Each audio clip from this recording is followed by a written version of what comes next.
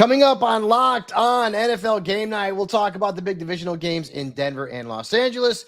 Hey guys, which teams are now the best in the West? Plus, we had a Shedeur Sanders sighting in Cleveland. All right, party people, let's go. The clock may have hit zero, but the conversation is just kicking off. This is Locked On NFL Game Night.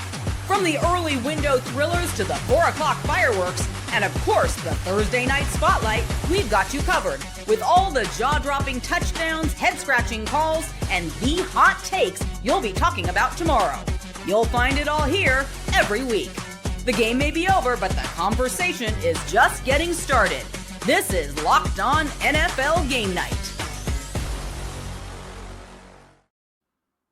Hello, everybody. I'm Michael Fabiano. You can call me Fabs, and he's Swiper. You can call him Swiper. And welcome to Locked On NFL Game Night, part of the Locked On Podcast Network. Now the #1 sports podcast network. What is up, my friend?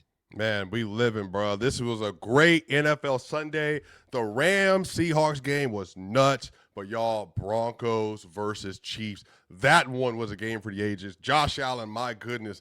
1, 2, 3, 4, 5, 6 tutties today. And then the Carolina Panthers, man, they continue to do it. Bryce Young had his best game of his career. Yo, Fabs, I can't wait to get into these games. Yeah, man, a lot of good stuff today. And of course, as always, we want to thank you for listening to Locked On NFL Game Night, part of the Locked On Podcast Network, your team every day. We're recapping all the action from today's NFL slate with insights from local experts the way only Locked On can. Remember, we're #1, folks. And on today's show, we're going to hit on that Chiefs-Broncos game. That was a great ending as the Broncos come back again in the fourth quarter. Then we'll talk about the Seahawks and the Rams going down to the wire to determine the best team in the NFC West. And we're going to finish up with Josh Allen and the Buffalo Bills duking it out against Baker Mayfield and the Tampa Bay Buccaneers and an absolute barn burner in Buffalo. We've got all that for you and much more. And of course, we appreciate you making us your first listen and being an everyday listener on the show, which is part of the Locked On Podcast Network, your team every day. Today's episode is brought to you by FanDuel. Right now, new customers can bet just $5, and if your bet wins, you'll win $300 in bonus bets to use across the app. All right, swipe up.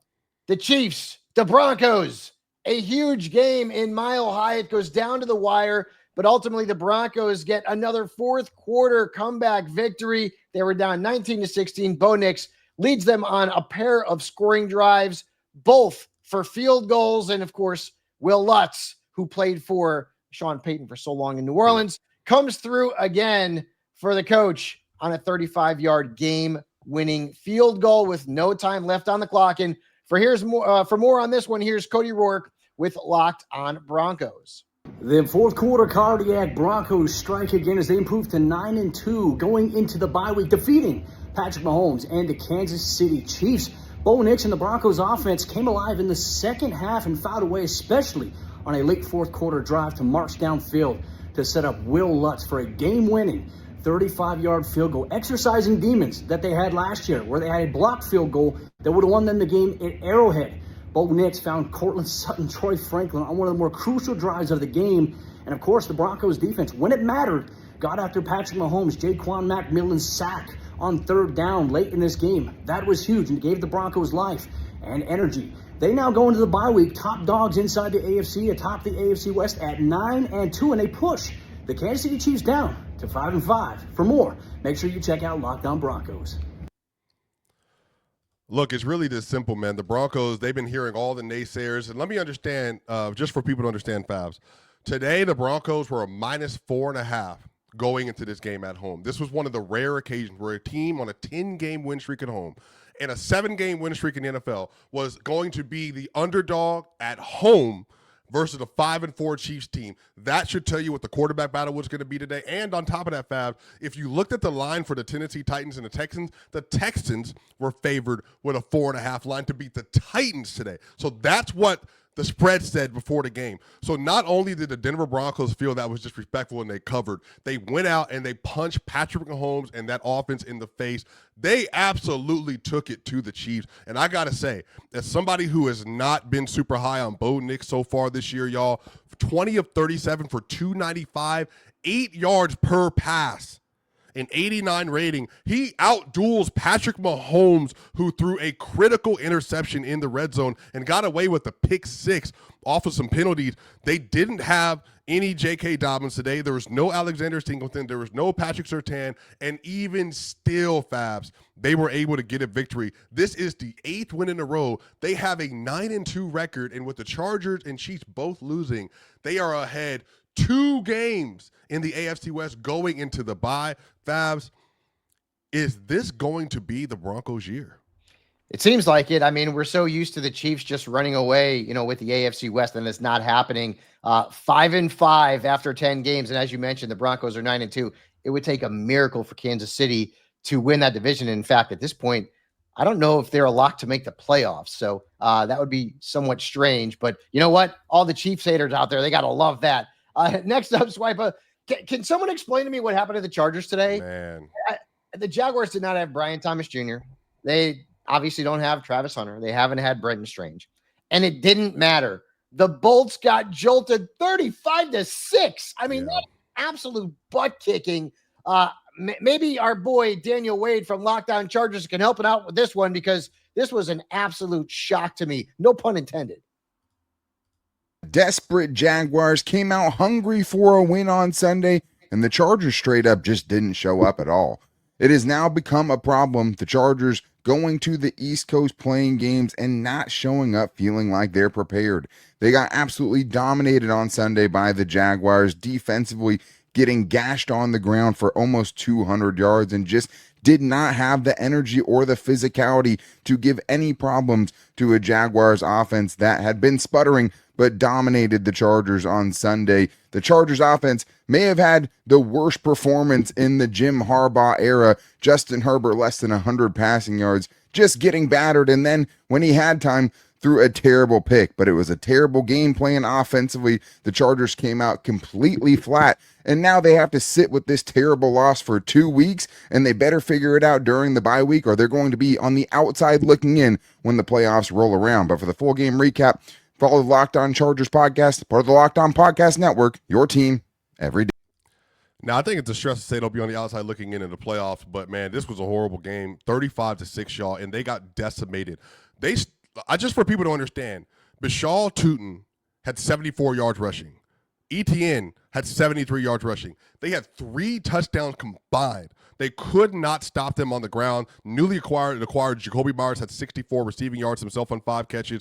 Justin Herbert, 81, I repeat, 81 passing yards and a 17.8 QBR. It was a destruction. Shout out to the Jacksonville Jaguars. And let me tell you why this is big. If the Chiefs, they fall to 5-5, the Jaguars are now 6-4 with a stranglehold potentially on one of those wild card spots. So this is a potentially devastating day for the Chiefs and a great day for the Jaguars. And they've already also beaten Kansas City too. So the Jaguars come up with a huge win. I was shocked that Justin Herbert was that bad. Remember all the stuff on social media that he has a brother that plays for the Jaguars and they look exactly alike?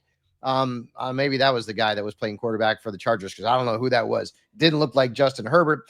Let's talk about another quarterback who continues to struggle, and that's J.J. McCarthy. And I have been yelling from the mountaintops to anyone that would listen that the Vikings are in big trouble. And 9, as they call him, continue to prove my point. He completed 16 passes. 16, That's it. And if you saw the game, Justin Jefferson is not happy. He's very frustrated about the fact that he is just not getting the football. And when he does, a lot of those targets are off target. 61 yards today. They lose to the Bears 19-17 on a Cairo Santos field goal. For more on the Vikings woes, let's go to Luke Braun with Locked On Vikings. Folks, I think the Vikings might just kind of be bad.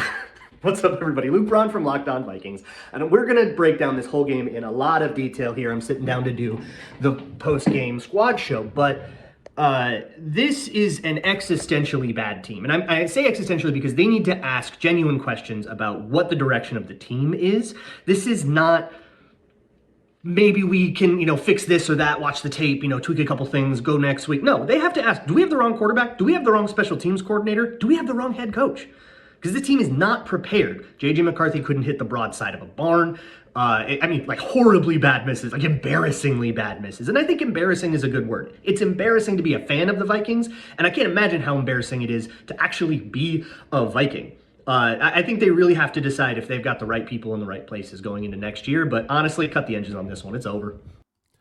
Man, it doesn't feel like the team is bad. I know they're having a really difficult time. I just think J.J. McCarthy is just not there. And I know that's a little bit of a maybe underselling how difficult it is, but 16 to 32 for 150, 4.7 yard average, 22 QBR, 2 interceptions. And yeah, Justin Jefferson should be upset. I maybe am having the greatest start in NFL history to a wide receiver's career. And it's been very up and down for Justin, just 61 yards today. And again, they're missing him a lot. And then on the other end, Caleb Williams had 16 for 32 and 193, 24 QBR. He didn't even go crazy. Now, DeAndre Swift had 90 yards on the ground. He looks good. But, yeah, the Vikings, honestly, they should have won this game. So I understand why they're frustrated. It looks like they've had two major gaffes over the last couple of years. First off, drafting J.J. McCarthy, and second, not keeping Sam Darnold. And we're going to talk about Darnold here in a second. Sam did not have a great game today in Los Angeles, but that was a very competitive contest there in LA. Who won NFC West bragging rights? Stick around to find out. If you're still overpaying for wireless, it's time to say yes to saying no. At Mint Mobile, their favorite word is no. No contracts, no monthly bills, no overages, no hidden fees, no BS. I said yes to making the switch and getting premium wireless for just $15 a month. I mean, that is amazing. Mint makes it simple.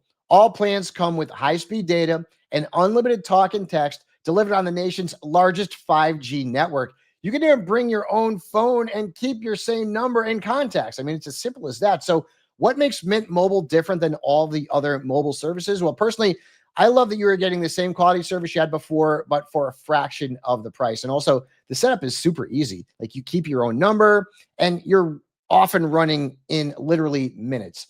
Are you ready to say yes to saying no? Make the switch at mintmobile.com/lockedonnfl. That's mintmobile.com/lockedonnfl. Upfront payments of $45 are required. That's the equivalent to $15 a month. Limited time new customer offer for first 3 months only. Speeds may slow above 35 gigs on unlimited plans. Taxes and fees are extra. See Mint Mobile for details. All right, welcome back. And of course, we thank you for making Locked On NFL Game Night your first listen of the day. And thank you for making Locked On the #1 sports podcast network. And Swipa, we had a big game at SoFi Stadium, and the Seahawks, boy, I tell you, they almost came back and won that game against the LA Rams. But Jason Myers missed a long field goal in the game, and he had made 4 previously. Myers has been very good. Ultimately, the Rams hold on 21-19. The Hawks stayed in the game despite the fact that Sam Darnold had 4 picks. It was one of his worst games of the season. For more on this one, here's Doug McCain with Locked On Rams. That was way too close, but the Rams hold on to beat the Seahawks 21-19. They've now won 5 games in a row. They're sitting at 8-2, first place in the NFC West with a 64% chance of winning the division. Myers missed a 61-yard kick that would have won it for the Seahawks. But how about that punt from Ethan Evans? We can talk game ball all year. Guys like Matthew Stafford and Puka Nacua, Devontae Adams, Jared Verse. Game ball today goes to Rams punter Ethan Evans, who had one of the greatest punts you'll ever see in the history of the National Football League. The Rams holding on to a 2-point lead, less than 2 minutes to play, punting it away from their own 49-yard line, and he lands one inside the 1-yard line. You could not have walked over there and placed it better than where Ethan Evans was able to do it, except he did it with a booming punt, great placement, and today the Rams proved that they can do what all great NFL teams are able to do, and that is win games in a multitude of different ways. Today, the Seahawks outgained the Rams 414 to 249, but it was the big turnovers, the interceptions they were able to get, keeping them out of the end zone for most of the day. But this Rams team, they did not have their best day, but they beat a really good team, and they're in the driver's seat of the NFC West. Simple as this, special teams matters, Fabs, and that really was the difference in this game. Now, Sam Darnold threw 4 interceptions. He was not good today.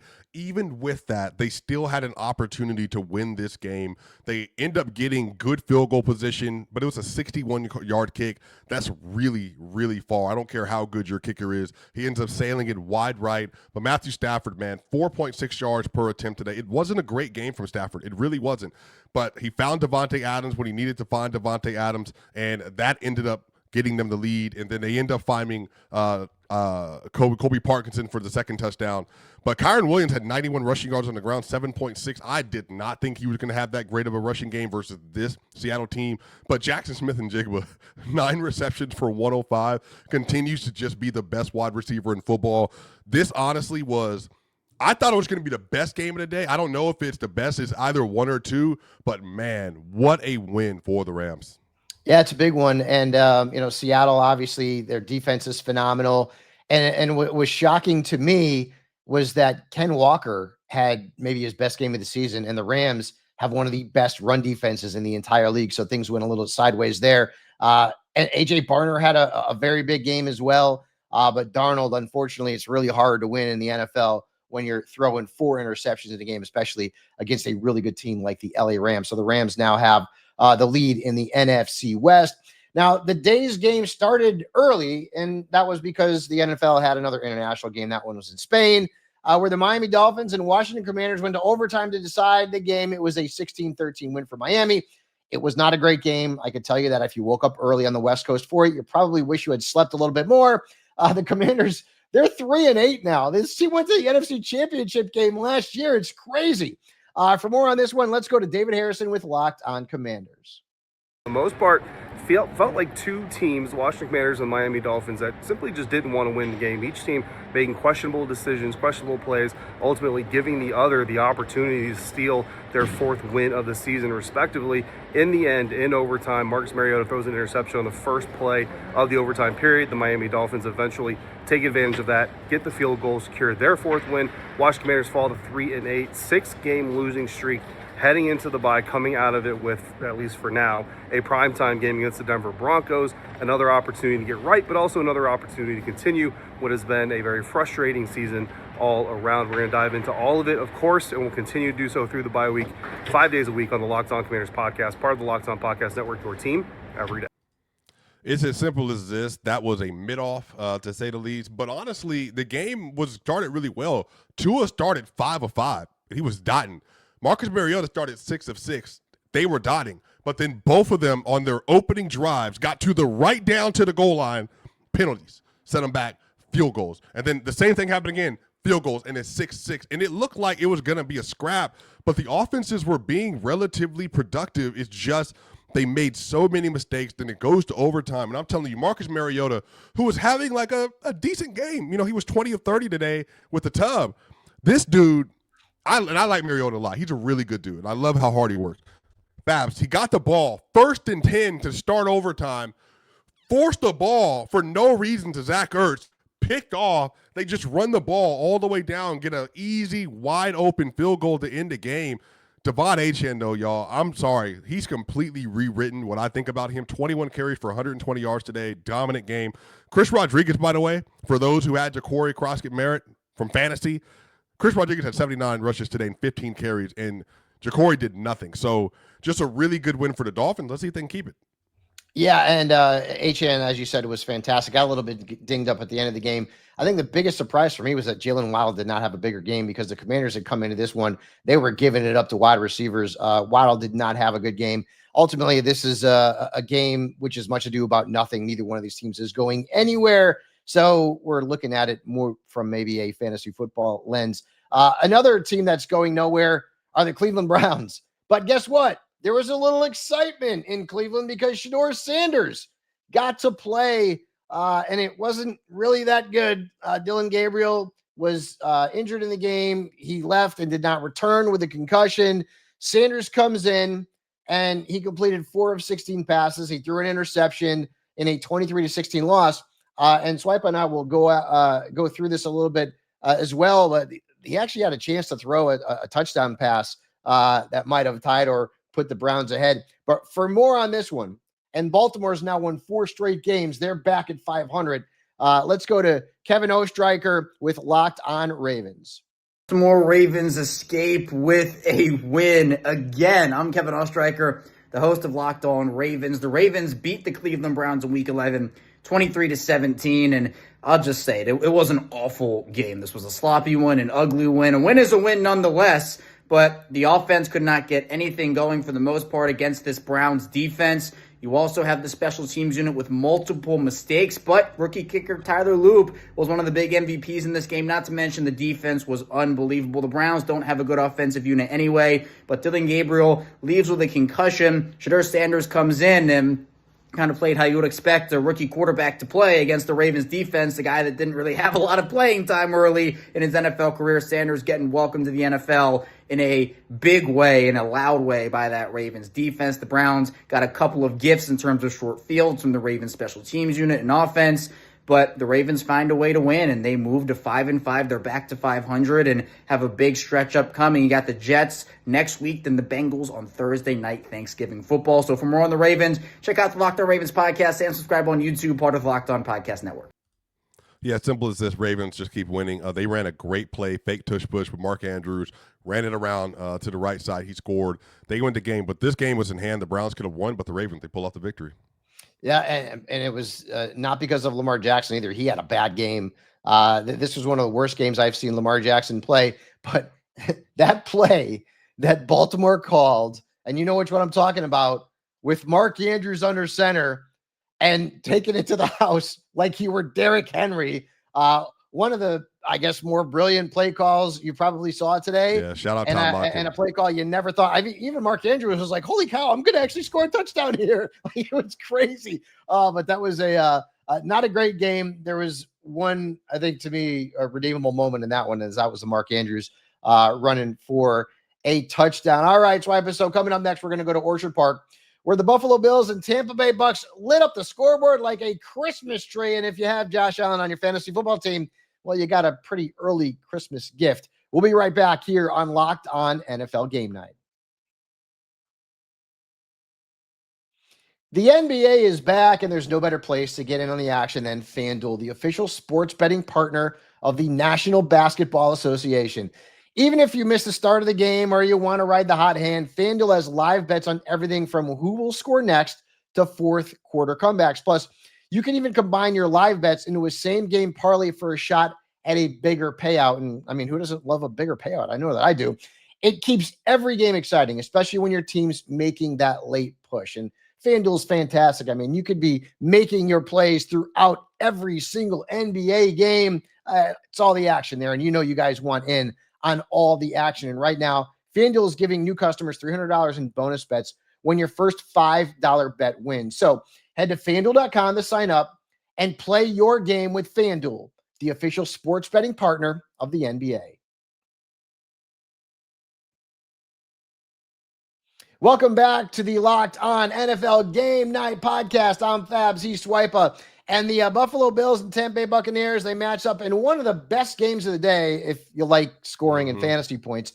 They combined for 76 points. Yep. Josh Allen had not one, not two, not three, not four, not five, 6 touchdowns. 6 touchdowns. Huge game. The Bills win it 44-32. And that was a big win after the massive just stink bomb they had the week before against Miami. For more on this one, let's go to Joe Marino with Locked On Bills. The Buffalo Bills win a shootout 44-32 over the Tampa Bay Buccaneers and get a much-needed win against a good Bucs football team. And really the story is this. The Bills have some deficiencies with their football team. Their run defense, not so hot. Offensively, things can look unsettled at times. But the Bills played a wide-open style of offense in this game. Josh Allen accounts for 6 touchdowns, nearly 350 yards. And it really just begs the question, is this the style of game the Bills need to be more willing to play? Typically, they're very much a clock control offense, limit possessions. But the variance that was introduced into this game by playing that wide open style really unleashed the playmaking ability of Josh Allen. I'm excited for this win, and I'm very curious to see how this affects how the Bills want to play football games moving forward. Well, it didn't start off well because Josh Allen had a two-handed push pass for an interception at the goal line today that thankfully only led to 3 points, but their defense was able to buck up. It looked like a slow game for the Bills to start, but then again, with Josh, he's like a really big boxer. It doesn't start off super well all the time, but the more punches he throws, the better he gets. 317, 6 tubs today. James Cook didn't have a crazy day on the ground, but had 66 receiving yards and a touchdown. On the other end, Baker Mayfield just 16 of 28 for 173, but Sean Tucker, 19 carries for 106 yards, 2 tubs. He was dominant today. Look, man, the Buccaneers are a good team, but there just might be a little bit of a gap between them and I think some of the best teams in the league. Josh, even though they just came off of an ugly loss to the Dolphins, they get a win and they stay afloat in the NFC East. Yeah, and the Buccaneers also play in a weak division, but Carolina's breathing down their neck, especially after that win today against Atlanta. Now let's go over to the Steel City, where we thought we would get maybe a high-scoring, fun game like we got a few weeks ago between the two old dudes, right? Joe Flacco and Aaron Rodgers. Well, one team scored a bunch of points, but it wasn't what we were expecting as the Steelers just boat race the Bengals 34-12. Jamar Chase had 30 yards, 3-0, not good. And the Steelers defense scored 2 touchdowns in this game. Joe Flacco had his worst game as a Bengals starter. And really, from an offensive perspective, this game was not great. Aaron Rodgers got hurt in the game, hurt his wrist. So we're not sure what his status is going to be moving forward. They may have to go forward with Mason Rudolph. That's not a good thing. But for more on this one, let's go to Jake Liskow with Locked on Bengals. In Pittsburgh, they fall to 3-7 in week 11, and the playoff hopes are impossibly long at this point. And Joe Burrow's return looks like, well, irrelevant at best, perhaps, as the Bengals will be facing the 9-2 Patriots at home next week. And look, the playoffs aren't mathematically impossible, but this team is flawed, and this is a game where the Pittsburgh Steelers were unable to get it going on offense early. Aaron Rodgers wasn't playing well, and when Mason Rudolph came in and Jalen Ramsey was ejected, things seemed to get better for the Steelers. Joe Flacco and the offense unable to get it going early in this one. T. Higgins and Jamar Chase, a victim perhaps of the remade Pittsburgh Steelers secondary and approach following the first meeting between these teams, and Flacco appearing to aggravate his shoulder injury on a roughing the passer penalty from TJ Watt early. That's rough for the Bengals season. We will have your full coverage on Locked on Bengals. Man, it's so tough too because I really thought they'd be in a position to win this game, but the Steelers, they just proved too much for them. Across the board, Joe Flacco, 199, 5 yards per attempt. Mason Rudolph didn't have to do a lot. Aaron Rodgers, he was 9-15 today, but Jalen Warren on the ground, it was just pace and control. Kenneth Gainwell had a good game in the receiving game today. He had 81 yards receiving and 2 tubs. Look, the Pittsburgh Steelers, they just get a win they should have won. Yeah, and the Steelers, they lost Rodgers in the game. Jalen Warren got banged up in the game. It was another kind of stinker for DK Metcalf, but still they pull off the win there against Cincinnati. And to be quite honest with you, why even bring Joe Burrow back? Yeah. If he's back for that Thanksgiving Day game, I guess that's good in fantasy. But other than that, the Bengals are going nowhere. I mentioned the Carolina Panthers a bit before that last game. They had a big come from behind win today against Atlanta. They win it 30-27. Bryce Young looked amazing. He threw for 400 yards and 3 touchdowns. Bryce Young. How many of you guys had that on your bingo card this week? And it was also the first big breakout game for Tedero McMillan, despite a really bad matchup. He had 130 yards, 2 touchdowns. For more on this big win, let's go to Julian Council with Locked on Panthers. Bryce Young delivers a career performance and the gutsiest performance we've seen from a Panthers quarterback in a long time in a 30-27 win on the road against Atlanta. Hi, I'm Julian Council, the host of Locked on Panthers. Bryce Young, after what was one of his worst performances last Sunday in an awful loss against New Orleans, was constantly questioned throughout the week whether he was the answer for Carolina at quarterback. And all he does is come back, on Sunday on the road in Atlanta and throw for a career-high 448 yards, including 3 touchdowns, a passing game that had been woefully awful for the most part this season. Finally hit explosive plays, big plays throughout it, and that was because of Bryce, who for the most part this game, 3+ quarters, was playing on a bum right ankle. A gutsy performance by the Panthers quarterback to be able to make this game happen. His 10th career game-winning drive, the most in the NFL since he entered the league in 2023. And now looking at the Panthers are 6-5, heading closer into the holidays. They are firmly in the conversation for not just an NFC South Division title, but a chance to go to the playoffs for the first time in 8 years here in Carolina. For more on the Carolina Panthers, tune in to Locked On Panthers over on YouTube and wherever you listen to your favorite podcast. Yeah, it's this simple. Bryce Young, I think he threw for the most yards in Carolina Panthers history today, more than Cam Newton ever did. He was honestly just dots. Teddy McMillan was really good. Rico Dowdle, not the greatest game on the ground, but he was really effective through the air. This is a big win for them, man. I really like the way this Carolina Panthers team is built. I mean, if you told me that Carolina would be, this close to being the lead in the NFC South after 11 weeks, I would have said you were absolutely nuts. But, good on Dave Canales. Good for Bryce Young. Rico Dowdle, as you mentioned, not a great game on the ground. He would have had a touchdown, but he just stepped out of bounds on one of those catches. But Carolina's playing tough, man, and you got to give this team a lot of credit. So if you missed the rest of the weekend action, the Green Bay Packers beat the New York Giants 27-20. Christian Watson had a couple of touchdowns in that one.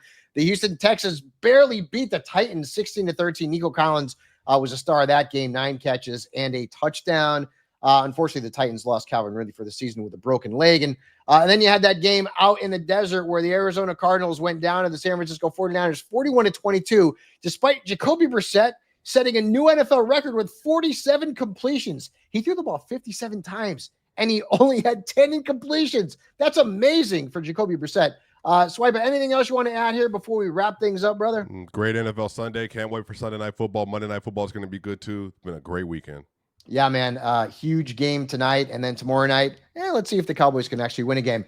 Thank you guys for making Locked On NFL Game Night your first listen of the day. The NFL season, of course, is in full swing. For your second listen, get a double dose of the Locked On NFL podcast. Tyler the Madman Rowland gives you a shot of espresso to start your football day. And Tony Wiggins takes you into the barbershop for the smoothest breakdowns to end the day. Find Locked On NFL on YouTube or wherever you listen to your podcast. And Swipe, and I will see you next week.